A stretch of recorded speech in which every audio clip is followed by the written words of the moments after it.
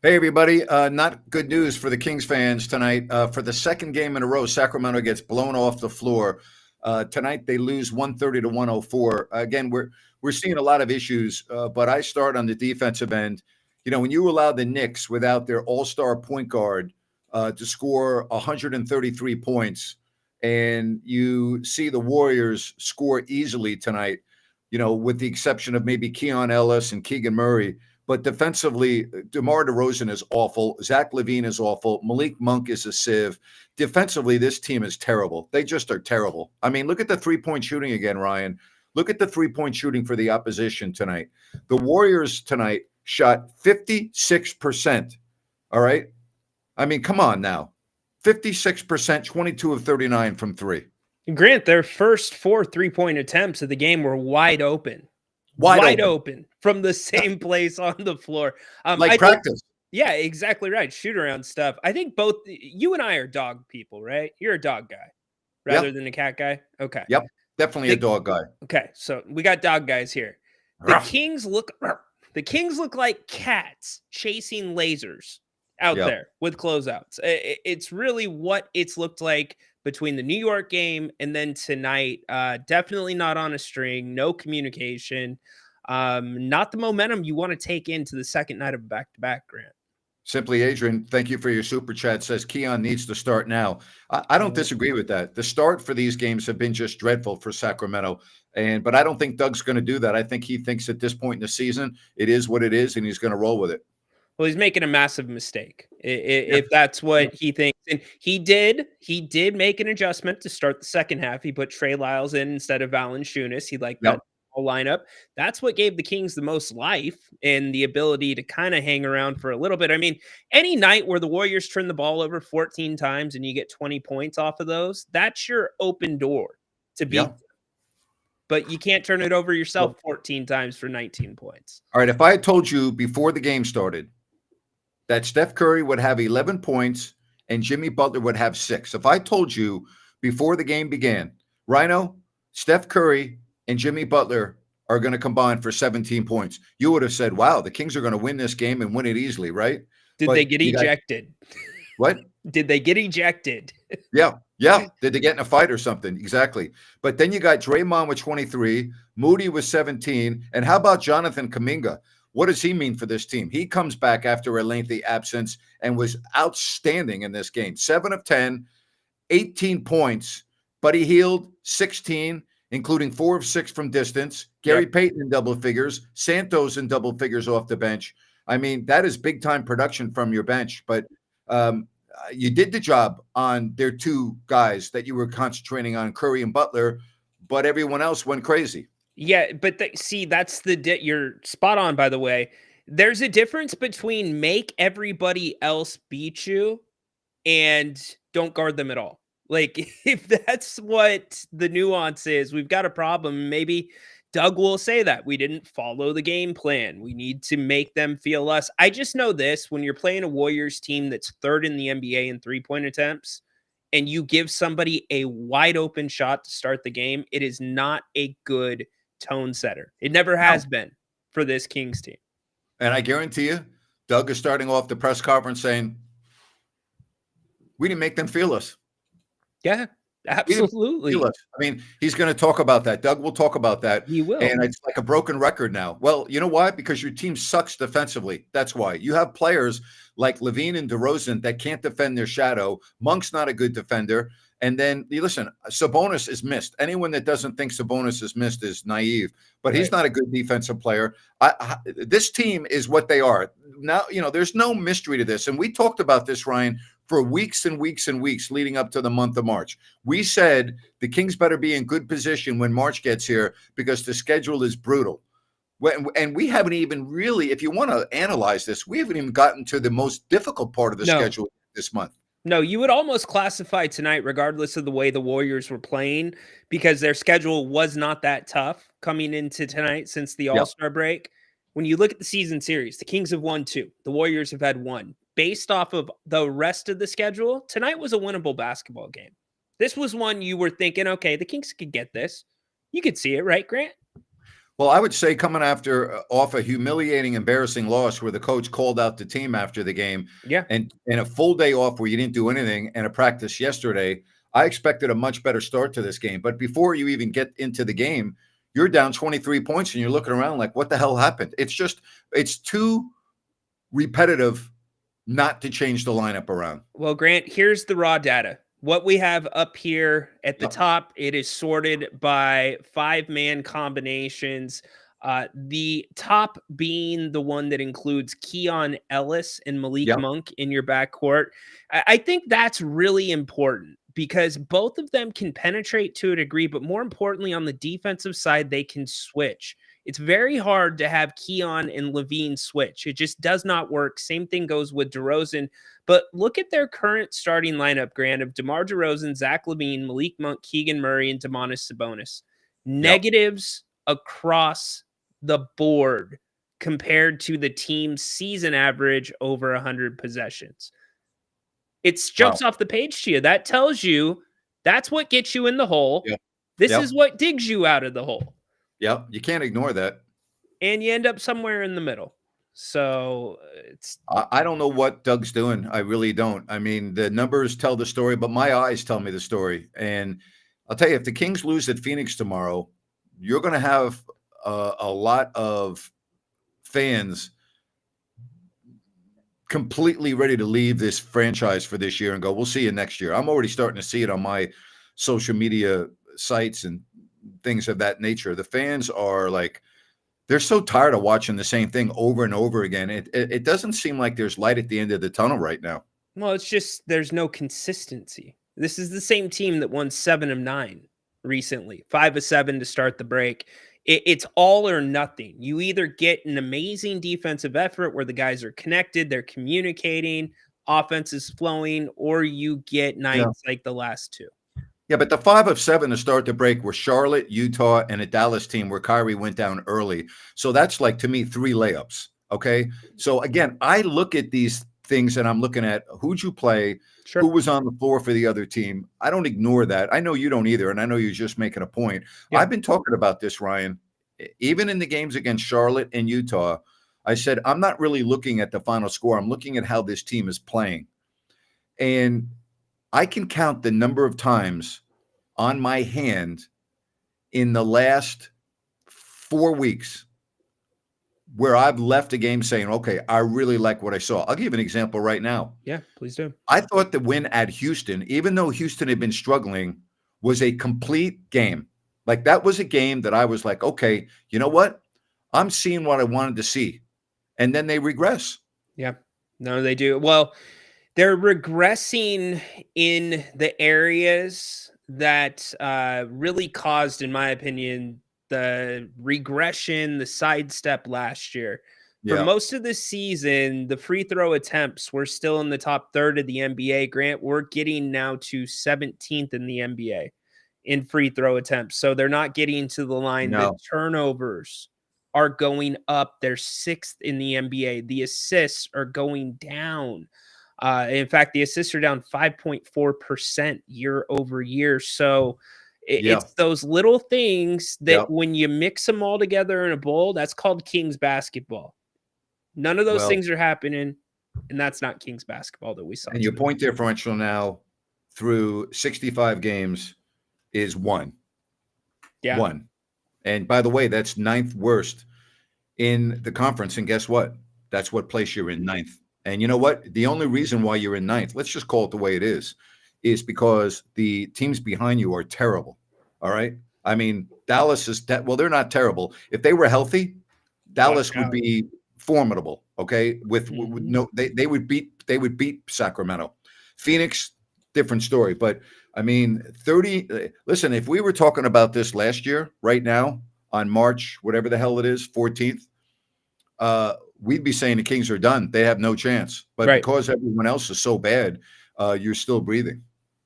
Yep, it's a very good point. All right, we have set the table for all of you. Now it's your turn to get in here, give us your thoughts on tonight. You can hit the link that is in the chat in circulating, scan the QR code that's on the screen. We love getting our first-time callers and our regular callers PK, set the tone for us tonight, buddy. Hey boys. Hey Grant. Hey Ryan. How you guys What's up, dude? doing? All right. How are you? Listen, the circus is in town. If you guys have not seen a circus, guys in the chat, if you guys have not seen a circus, this is a circus right now. This is an absolute debacle of a team that is not coached. And you know what? You guys, I think everyone forgot about Sabonis. And everyone forgot how important Sabonis is to our team and how good he is. And now it's a time to realize the fact that there's a reason why Halliburton was traded for Sabonis. And there's a reason why we're losing like this without Sabonis. We stole a couple of wins with Valanciunas, but our core and the core of the team is Sabonis. So like when you lose your top guy, it's a circus. It's like they're running around like a bunch of Well, someone kicked a beehive. The Knicks lost their best guy, and they blew the Kings off the floor. PK, do you remember when you were traveling to the East Coast a couple of weeks ago, and you and I got into it because I told you that Yeah. this team was not very good, and you were telling me I was being negative and blah blah blah. You sound Yeah, but just like Sabonis was in the starting lineup. yeah, but you know what? Listen, PK, you follow the league. You follow the league. You're not just a Kings fan. You follow the NBA. Look at all of the teams in the NBA that have had significant guys go down for periods of time. And some of the teams are affected, yes, but a lot of the other teams keep on winning. Memphis is one, to give you an example. They lost Morant, they've lost Jackson, they have lost Desmond Bain at times, and they just figure it out, right? There were Oklahoma City was without Chet Holmgren, not their best player, but you could make an argument he was their second best player, and they played without him for 3 months, and they didn't miss a beat. The Kings lose a player and they look lost on the floor. So, yes, I agree with you. Sabonis is very important, but that doesn't fix the Sacramento defense, PK. Grant, it's different. Grant, it's different. When you lose Sabonis, it's completely different. Like the whole team is built around Sabonis. So, like, we lose our top player and we forget about his injuries, and when we forget that the fact, like, no one even covers the fact that Sabonis is gone, that's a problem. It is a problem. You're right. It is a problem. He's and Ryan, I want to ask both you guys this. Yeah. I'm a little alarmed by the fact that he was a full participant in practice yesterday and then did not play tonight. That makes me a little nervous. I'm not at all. I know you and Jerry were confident that if he felt good, he would play. This, to me, I said it earlier today, I'd rather have him sit this game and be ready to go for Phoenix and have a punch that you didn't have tonight, have some fresh legs, and no reason to rush it because for all intents and purposes, everybody behind you ain't catching you. I think, ahead, PK. listen, Sabonis gets everything situated. Sabonis is like a coach. Like, we're lacking a coach right now. Sabonis is a coach on the court. And you know what? It's like we brought in Valanciunas to get Sabonis off those 38-minute games, get him off the 40-minute games and stuff like that. But it's like we look like children out there. We look like a clown show when we are out there without Sabonis. They're just running around like idiots. It's like someone kicked a beehive and these bees are just screaming around the court. All right. Thank you, PK. Thanks, Appreciate All you right, thank leading you, us off. guys.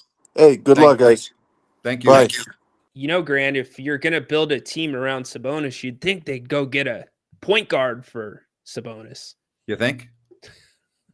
Minor detail, huh? Just a little something.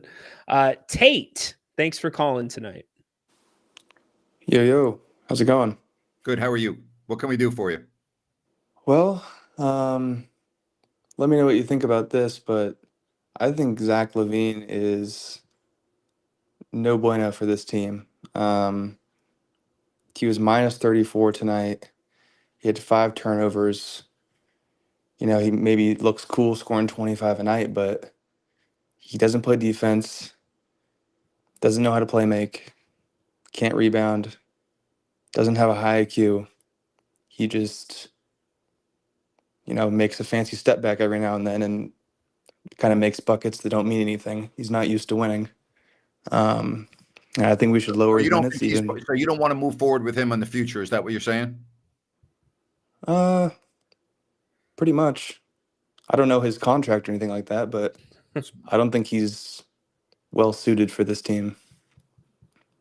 Okay, thanks for the All call. right. We appreciate it. Thanks, Tate. 130 to 104, the final. Before we move on, I want to tell you about the outstanding brunch that you get to this weekend. Bennett's Prime Seafood and Steaks, whether it's the West Side Grill or whether it's in Sacramento or Roseville, go to bennettsrestaurants.com and make a reservation. That's bennettsrestaurants.com and enjoy their prime seafood and steaks or their great weekend brunch. We love it, and you will too. Again, whether it's the West Side Grill or the Sacramento or Roseville location, go to bennettsrestaurants.com, make a reservation, and get to brunch Saturday and Sunday. I can't evaluate Zach LaVine until he actually plays in his position and his role. Asking him to play point guard, asking him to play make, that's not what you do. He is a scorer. Put him on the floor with a point guard and let him finish. Let him do what has made him successful his entire career when he's not hurt. Chang, what's going on? Hey guys, I mean, I think even going with the whole, Zach LaVine discussion, I think bringing in Keon would be so helpful just because if you look at how Chicago Bulls built around DeMar and Levine, they had Alex Caruso and pretty much Alonzo Ball being the defensive guy. You can replicate that with, Keegan and pretty much Keon being the defensive guys. Let Zach and DeMar be the offensive guys. That's at least balance out the roster where the issue right now is I think no one would have an issue if Malik Monk wasn't struggling.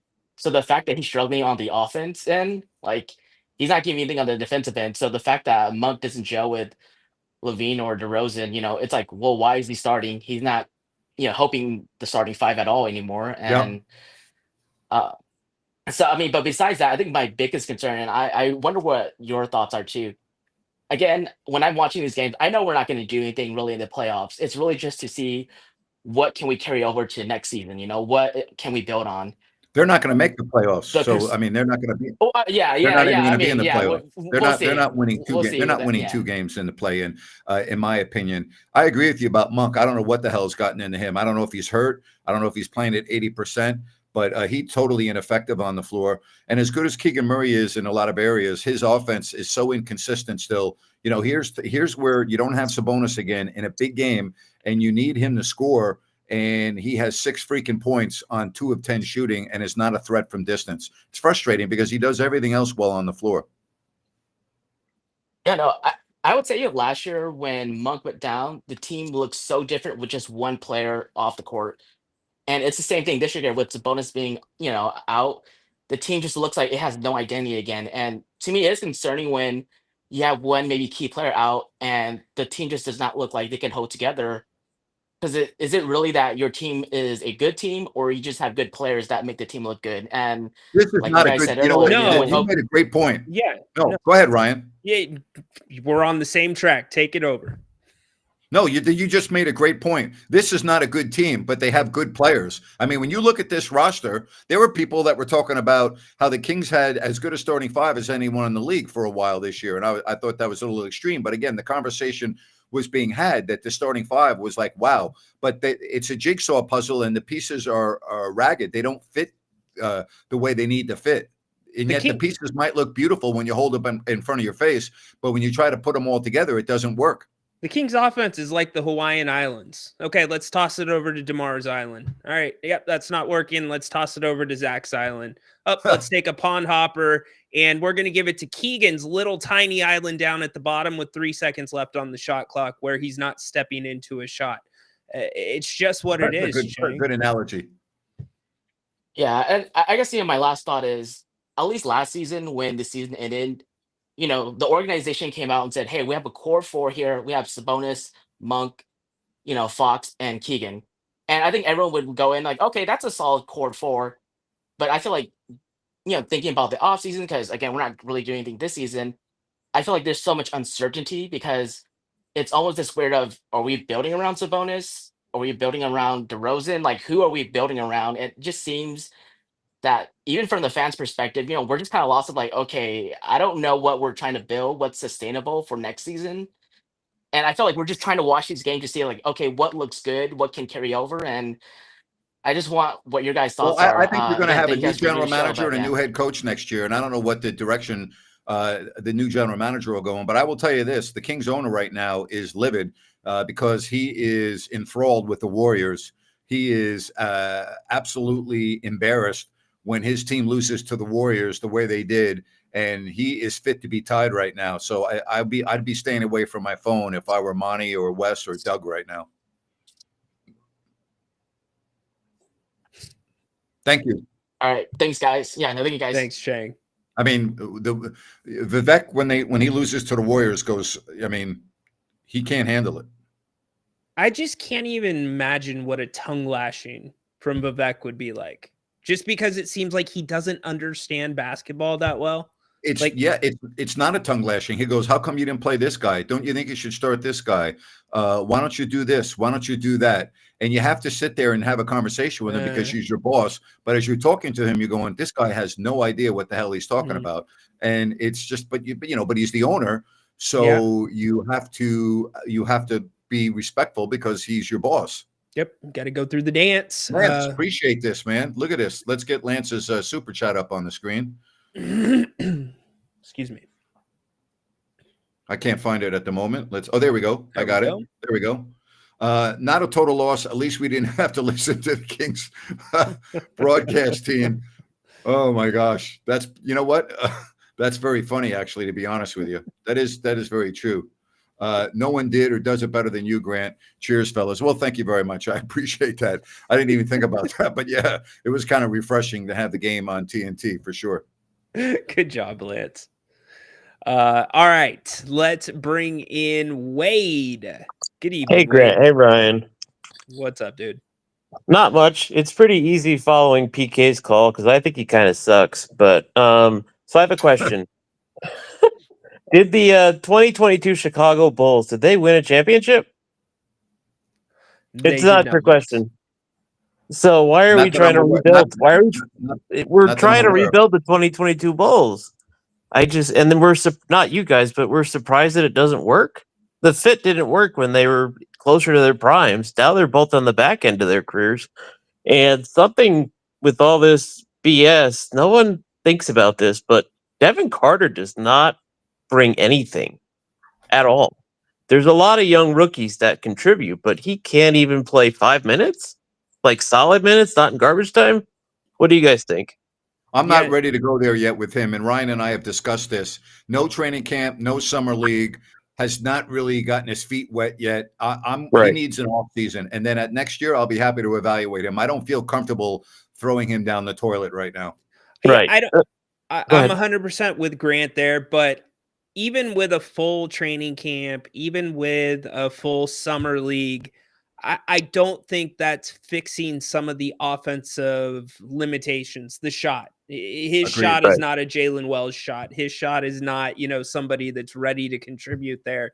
So Dalton Connect, exactly right. So the defense, that's where he's supposed to be able to make the difference, and that's where the training camp comes in. Well, the flexibility is going to be very limited because Zach LaVine makes $46 million next year and a player option for $48 million the following season. He's going to pick that up.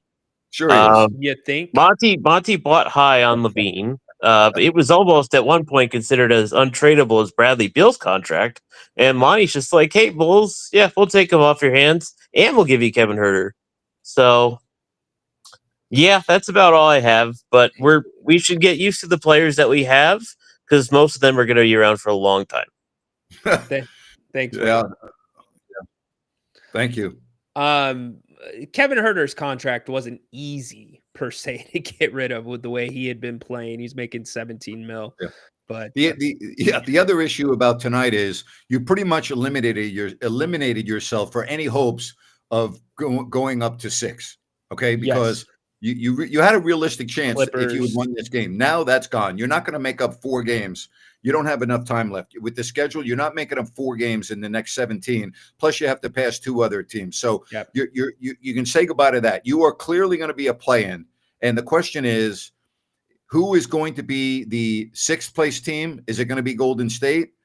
Is it going to be Minnesota, or is it going to be the Clippers? And the reason why that's important is, in all likelihood, in order to make the playoffs, not only will you have to win your first game, because I think the Kings are going to be a 9th seed, then you're going to have to beat the loser of 7 and 8. And right now, that's either going to be Golden State, Minnesota, or the Clippers. And if you told me right now, Grant, which team of those 3 would you rather play, I would probably choose the Clippers. I don't want to see Golden State, and I don't want to see Minnesota, because Minnesota now is in a groove. They're healthy, and they're kicking teams' ass. I think the Clippers is probably the most realistic if you look at it with their schedule coming home as well. And I would want to see them definitely. Yeah. Golden State, keep them away. Keep going up to the top.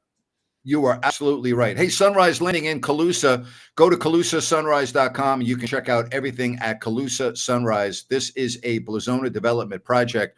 Remember, at Sunrise Landing, you have no Mellorews and no homeowners, 6 beautiful models to choose from, and it's adjacent to the Calusa Golf and Country Club. Great location, easy access with the major roads, I-5, Highway 45, Highway 20. Go to Sunrise Landing and check it out for yourself. Or you just go to the website and get all the information at CalusaSunrise.com. That's CalusaSunrise.com and Sunrise Landing. Kings get blown out tonight. 2nd game in a row where they have been just blown off the floor. Hoping to get Sabonis back tomorrow night in Phoenix. We will keep our ear to the pavement for that. But first, Andy. Hey, Grant and Ryno, how you guys doing? What's happening? Oh, not much. Just another gut punch watching this team. It's we had a little bit of faith, growing there in those layup games, and Grant, I just got to harp back to what you've been saying. Is like this team is just like a puzzle, and the pieces don't fit, and fans need to kind of come to grips with reality that this team is not going to win a first round series. That at best we're a play-in team, and to kind of just keep our expectations low. And it is unfortunate with the amount of talent that we have on the team. But, when you just don't have like the right personnel defensive wise, I just get so sick and tired of how many times have we came on the post game and it's like, oh, so-and-so had a career high. This team they made more threes tonight than they did the whole season. Or tonight, for example, Draymond Green has not scored 23 points the entire season. And I think he did it in 3 quarters. And it's just, and then you have Buddy Hield, looks like Michael Jordan against us, can't miss. And they're both great players, don't get me wrong, but just time and time again, there's just people having career nights against us, shooting from the 3. Teams are killing us It's from the easy 3. to shoot. It's easy to shoot threes when you're not guarded. Yeah, I agree. And then it's just the Warriors have a way of just demoralizing you almost every time we play them. We've had a couple good games. We blew them out the one time this year, but with how reinvigorated they're looking, they have a way of really just demoralizing you as a fan. We get the game to 10, we get the game to 6, and then it's back-to-back threes, and it's just, oh man, like here we go again. It's just sometimes it's a hard watch. They were missing their other hustle guy tonight with Brandon Pajemski. Yes. He's an invisible stat guy that really pulls things together for them. He's good. I'll tell you, he's been really good for them, boy. I'll tell you, you make a good point. We haven't even talked about him. And I do love the point you guys make. I love how you guys just honestly keep it real. Like a lot of the Kings broadcasts, they're so just like biased and it's hard to listen to, but you guys always keep it real. And everyone's talking about like, oh, Sabonis, like if we would have had Sabonis. I honestly don't think Sabonis makes a difference in this game. I think I think we still lose regardless. And I agree. He would make a difference, but I don't think you'd win the game. But the score wouldn't be as lopsided as it was. But I think we could all agree on this: the Kings better get him back real soon, or they're. I said this a couple of weeks ago, and I'm going to say it again. I don't think the Kings are winning 40 games, and I certainly don't think they're winning 41 games. I'm looking at their schedule. I don't see 7 wins on the schedule. I just don't. I don't see 7 more wins on this schedule right now. Yeah. And Again, they got 2 with Cleveland, Boston, Milwaukee, Oklahoma City, Memphis, right? You have to go on the road and play Orlando, who's not chopped liver. You have to play Detroit, who all of a sudden is a very good team. You should beat Washington easily. You should beat Charlotte easily when you go on the road. Those are 2 wins. But where the Bulls, to me, should be a win, although, the Bulls right now have won 4 in a row, just making sure that you know that, okay? Where are you getting your 7 wins? Show me your 7 wins here. I don't see 7 wins right there. Well, you got to pick off Memphis. Definitely got to get Phoenix. Twice. You got to get Phoenix twice. Get Phoenix twice. You've got to get the Clippers. You've got to hope Denver's probably resting somebody. You got to catch Detroit like they got caught tonight. Well, I'm sorry. I don't see the Kings winning at Detroit. And why would I think they're going to beat the Clippers? They've lost all 3 games to them this year. I don't have any confidence going against the Clippers. I know what you said. You said you have to beat them. I would agree with you, but listen, I'm very nervous about the Kings game tomorrow because, even though the Suns right now, record-wise, are terrible, their losses lately have been right down to the last minute. They've been very competitive in their last couple of games, and they know this. Their last chance is tomorrow night. This is their last chance right now. They have to win tomorrow night. This is, in my opinion, a must-win game for the Phoenix Suns if they have any hopes at all of being a top 10 team. You don't think that new owner, Matt Ishbia, isn't up their tails right now with the amount of luxury tax he's paying? Oh, boy. Still maybe having a chance to get into the play-in? And go ahead, Ryan. I was just going to say, and I'll ask both of you guys this. Theoretically, this does not not theoretically, this does not line up well for the Kings. But because of where everybody else is at, this also theoretically lines up as an opportunity for Doug to try to experiment and play with things and basically do the spaghetti thing, throw it against the wall and see what sticks and maybe find something headed into the play-in. Yeah. So I just don't know why you don't move forward. What is stopping him from doing that, guys? The worst part is, guys, honestly, is even if all things go well, we win 42 games, something unimaginable happens, right? Best case scenario, we get the 8th seed. I mean, we're gonna get swept by the Thunder. I mean, we could hope that maybe we get a game, but let's just be real. The Thunder are probably the best team in the league, best defensive team by far.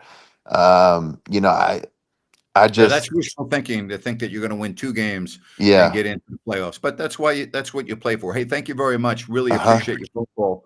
And Jason, thank you for your compliment on Ryno. Listen, we've talked about this publicly, and I don't mean to embarrass Ryan, but he's doing great, and I'm just thrilled to death to see how he started as somebody with no experience, and now he's a seasoned professional broadcaster. So thank you. I know, Ryan, you appreciate that, but it's great to watch your growth. I've always told you that. And you have been the water that's helped grow this seed. So thank you very, very much for all Dennis of your says, you're welcome. Dennis says, I see 7 to 8 wins left. Max. 8 wins gets you to 41, but I'm not so sure they're going to win 40 games. 48 to 46 to 40. Yep. Not only that, 48, you had the community enthralled and excited. Buzzing. We talk about being downtown in all the restaurants for the playoff games. It was unbelievable. It was like 2002 all over again. And then the last year you win 46, but you don't make the playoffs. And this year you've regressed. But here's the problem with all of this. What's the future look like right now? Now, I don't know about a draft. I don't know about a trade. I don't know about free agency. But you don't have a point guard. You have an older team now. You have huge salaries. You have a rookie who you don't know about yet in Devin Carter. It doesn't look very promising right now for the future, especially when you consider that with Wembanyama healthy, assuming that he is, and I hope he is, that team's probably going to go past you next year or be right with you. Houston's not going anywhere. And don't take your eye off Portland and what they're doing. They could very well leap right past Sacramento next year. Well, you've said you don't think this fan base could take a rebuild right now. And I don't know if a rebuild is more painful, more burdensome than seeing pieces where you think there could be success, but there's not, and it's frustrating. And most of all, it's just a bad product. It's a bad product most nights. You know what? And that's the problem. You hit it right on the head, which gets me to my rant with Grant. Brought to you by EDH Motors, Automotive Reimagined. David and Adam, just two guys trying to do something different, something better. And if you go to edhmotors.com, you can check out everything they can do for you. Now, if you're looking to sell your vehicle, give them a call. They are awesome. If you are looking to buy a vehicle, go to their website. If you don't find what you're looking for, no problem. Their decades of automotive experience, they'll get you exactly what you want. And you'll take delivery at their beautiful auto lounge at the El Dorado Hills Town Center. No dealership, none of the things that you're used to. This is a awesome way to buy your vehicle, sell your vehicle. Get in touch with David and Adam at edhmotors.com. That's edhmotors.com. EDH Motors, Automotive Reimagined. I don't know about you, but if my future was on the line and I was in the middle of a dream opportunity, I would pay attention to numbers and I would pay attention to what my eyes see. I would not be stuck with my head in the sand. I would say, you know what? I got to do what I think is best, regardless of what my owner wants, what my general manager wants. And I'm talking about Doug Christie. The fans of Sacramento are not stupid. Jerry Reynolds is one of the most astute basketball minds that I have ever been around. Ryan preaches this and has been for weeks. It is time, long overdue, cost Mike Brown his job. It's also going to cost Doug Christie an opportunity to live out his dream if he doesn't do something soon, and that's inserting Keon Ellis into the starting lineup. For whom? Right now, to me, it doesn't even matter, okay? But it's not working. Every single game, it seems like, the Kings are playing from double digits behind in the first quarter. They start the games horribly. And what happens? Keon Ellis comes into the game becomes more manageable, and in a lot of instances, the Kings end up making up a big deficit, and they win the game. It is puzzling to me. And again, you would think that Doug saw that cost Mike Brown his job. I mean, I think that was the number one factor. Certainly was up there on the list, if it's not number one. It's time, man. It's time, DC. What are you waiting for? What are you waiting for? Your dream job is hanging in the balance. Do what you want. Don't do what you're being told to do. I'm not saying you're not doing what you're being told to do. I'm not inferring that Vivek's coaching a team, but I know how things work. I've been behind the walls many, many, many times. There's a lot of pressure. You have a lot of voices in your ear. You're the coach. Do what you want. If it doesn't work out, you put your head on the pillow at night, you'll go, I did it my way. Didn't work out, but I did it my way. Don't lose your job and say, man, I wish I had done this. I wish I had done that. I should have done this. No, do it now. Do it now. To me, it's your best hope of survival. And that's my rant for tonight. Excellent rant. Even sneaking in my way with Frank Sinatra. Doug was asked the question after the game. Here's what he had to say. Doug, before these last two games, the starts were really good and really consistent for your team. These last two that kind of slowed down. I think some people might see Malik's return and question that aspect of it. Kind of a two-parter. One is Malik getting reacclimated to this group, and the second part is there any consideration at all to going back to what was working beforehand? No, because we've won a lot of games with Malik in that position. I think that injuries and like when you guys look at it as like this present iteration of what happened. And what you got to understand is that before Domas got hurt, before Malik got hurt, they were starting to find their way as a unit. And once a guy gets hurt, you bring him back. You got to trust them. You got to let them find their game. And it's unfortunate that it's happened at this time. We're going to go the same thing if Domas plays tomorrow. He's going to play his minutes, and it's a possibility that he's rusty. It's a possibility that the flow's not there. Like, those are things that happen that are you can't necessarily control. But what you do have to do is you have to trust your guys. They've put in a lot of work. They deserve that opportunity, because when they are playing at a high level, it's beautiful to see. Yeah, the problem with that is they haven't been playing at a high level very much this season. The Boston game, they played at a high level, but that was with a different team. This group, since the trades were accumulated, they haven't played at a high level that much. They've had a couple of games, but they haven't played at a high level that much. Why would I think that all of a sudden they're going to start playing at a high level? Doug's being stubborn there, in my opinion. He's being stubborn. Yeah, any type of high level they've played at has been on the defensive end, and it's involved Keon Ellis. And yeah, offense, there's been spurts, but it's been shot making by Zach LaVine. It hasn't necessarily been team basketball.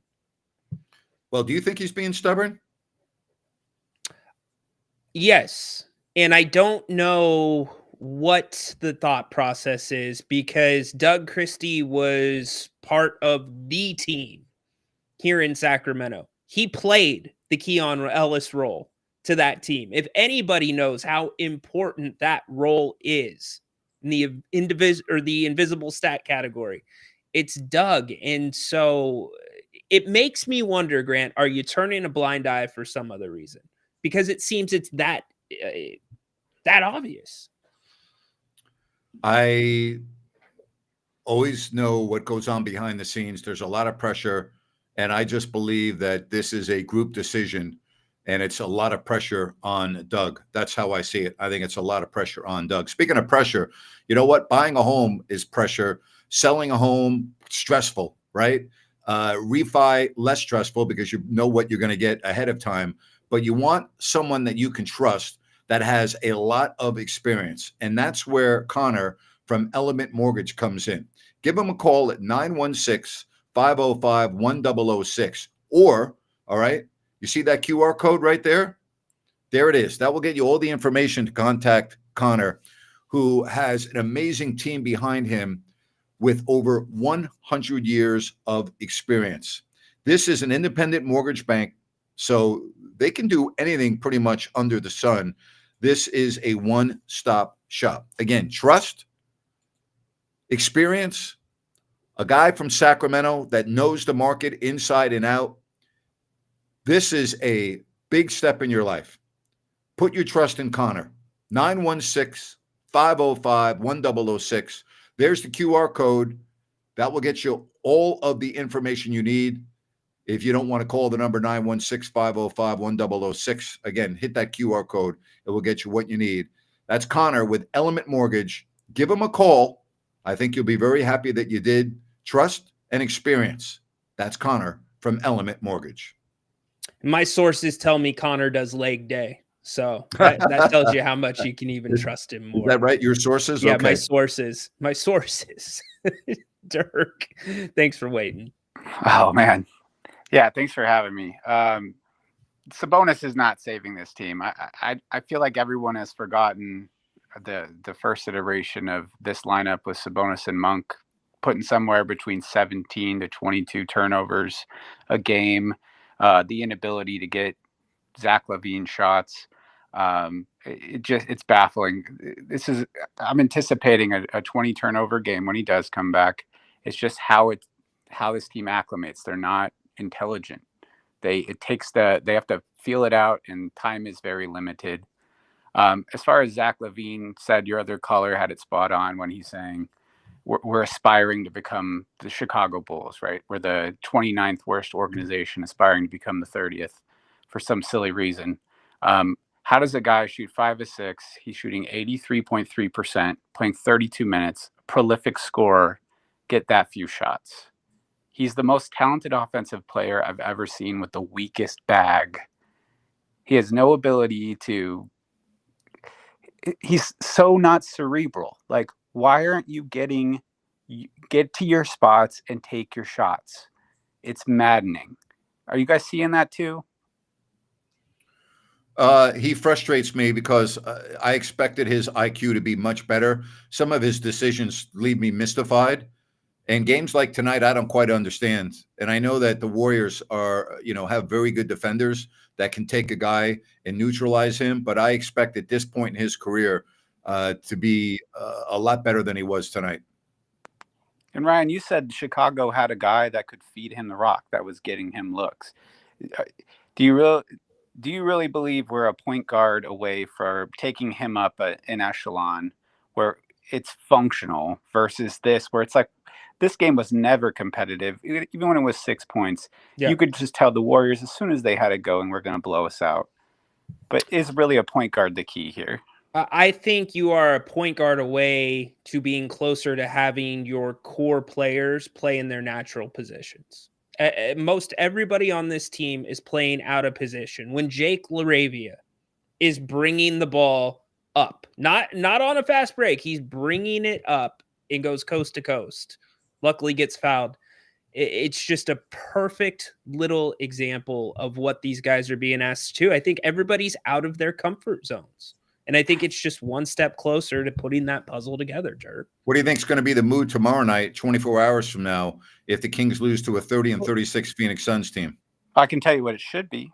You immediately fire your GM because you need a vision for the future. So one of the you're callers, not firing him right now with 4 weeks to go in the regular season isn't going to accomplish anything. well, here's what I'll say. Here's your off season. DeMar DeRozan's going to ask to be traded. If so I think we're on the same page. We're a 10 So seed. Yep. We're a 10 seed that's going to get blown out in the play-in. At best, we're going to lose one of the 2 games required to make it to the playoffs. So Sabonis asks out. DeMar DeRozan is going to ask out. You're going to have Jake LaRavia seeking a contract elsewhere. You're stuck on Zach LaVine. You're not going to be able to get off him. You're in Keegan Murray's final year. What desire does he have to play here? You are basically going to reset. And Keon Ellis's final year too. Well, Keegan Murray doesn't have a choice. He doesn't, but I mean, he can not. He could be a free agent if he wants. I know he probably couldn't wants be to a go free agent if he wants. He could be a restricted free agent. The Kings could match any offer they receive, and they're not going to lose Keegan Murray. So he's stuck here regardless, is what the Kings he's not going anywhere. The Kings picked up his option for next year already. Yes, that's right. So but even after that, he's not going anywhere. Well, if moving forward, you need to see his his capabilities. So with the reset, with him having more offensive, balls going to him to score offensively, you need to see what he's really capable of to even have a direction moving forward. Great. But that's the path forward. It's a reset. Malik Monk needs to go to the bench immediately to be back in that 6-man role if you want to maximize it. And Grant, you are spot freaking on about Doug Christie blowing this thing. He needs to figure out how to make this offense flow and not just sit back idly and let this thing fail the way it looks, because it's just not entertaining basketball. I think that Doug has been camouflaged in his mind by the wins against bad teams where his team plays well. And I've said that those games mean absolutely nothing to me. They don't mean anything to me. How many good teams have the Kings won since February 1st? How many? Not many. And I that's alarming to me when I look at their schedule and I look at signature wins this year. There are a lot more bad losses for the Sacramento Kings. All right. Many more bad losses this year than good wins. And I think Doug has blinders on when his team wins against bad teams. But if you look at the schedule beginning in early February, right? At Minnesota, good win, even though they didn't have Randall, good win. Okay. The overtime game at Dallas, good win, even though you didn't have Anthony Davis, still a good win. All right. Keep going down the list. At Houston, good win. All right. That's it. That's since February. 3 good wins. All right. 3. That's it. Oh, Great. okay, but let's be fair too. What were the opportunities? Would you have called Orlando a good win? Yes, I would have, based on the lineup and how they've dominated Sacramento. I would have, even though they were struggling at the time. But you got to remember, for that game, they came out with their normal, healthy lineup with Bancaro and Right. Wagner. So yes, I would. I would have Okay. said that's a good win. I wouldn't have said it was a signature win, but I would have called it a good win. Okay, But so great. then go ahead, Dirk. Just want to chime in here. Like, I don't have any basketball coaching experience, but I've worked with like adult learners for forever. This is when you make your money in this role. Your job is to maximize the guys you have. Doug is doing his thing, and it's gotten him this far. Like, there's a lot of good attributes here, but this is where it gets tough. For every coach has got their thing that makes it tough. Mike Brown probably buy in on guys. Like, he probably doesn't have the credibility because he wasn't a player in this league, and that's where he loses it. He needs to figure out ways to overcome that. This is Doug's challenge. You can't be loved by all guys all the time. Make hard calls. Put the team in a position to succeed. It'll benefit us in the long run. And there's guys that are not going to be here next year. We don't need to kowtow to them. Get them to play their best, and then let's just see what we can do. But that's his problem to figure out. Thank you. By the way, Ryan, I would have considered the game right after Orlando a good win at Portland on the second night of a back-to-back, and a team that won 9 of 10. I would have classified that as a good win. Okay. I would have classified, if you were able to win Golden State instead of losing 132 to 108, a good win. I would have classified, if you could have won at Denver, a good win. I would have classified, if you had won against the Clippers instead of blowing that game, a good win. Yeah. I would have considered beating the Knicks a good win. But you don't have many good wins since February, since the calendar hit February. Where are your good wins? And that's the problem. Doug talks about, well, gee, when Monk and Sabonis are playing together, and I'm sorry, I don't see it that way. It's an excellent point. I don't see it. We've been talking about this since the beginning of the season. This team's pieces, even when they had Fox, we were talking about, gee, does DeRozan really fit? Okay. And now we're having the same conversation. Well, gee, does Levine, but Ryan, I'm going to go back to something that we have been discussing for years on this show. The biggest problem with the Sacramento Kings is they play in the National Football League without a quarterback. All right. That's the analogy I'm going to make. That's their biggest problem. For how many years now, the general manager has decided to play NFL football without a quarterback. All right. Like, I'm a Giants fan. Tommy DeVito is my quarterback right now. Mm-hmm. That's what the Kings are dealing with. They have not. Well, hold on. They have not fixed that position. They put Tim Tebow at quarterback in Domantas Sabonis. You know what? Thank you. That's a much better analogy than I could give you. So here's the most glaring weakness on the Kings. The biggest reason why these pieces do not fit is you don't have a quarterback. You do not have a bona fide point guard. And that's your biggest problem. And how Monty McNair continues to ignore that position is mind-boggling to me. And you think that you're going to sign Markelle Fultz, who nobody in the league wants, who can't play anymore, and now you have a point guard? What a bunch of nonsense.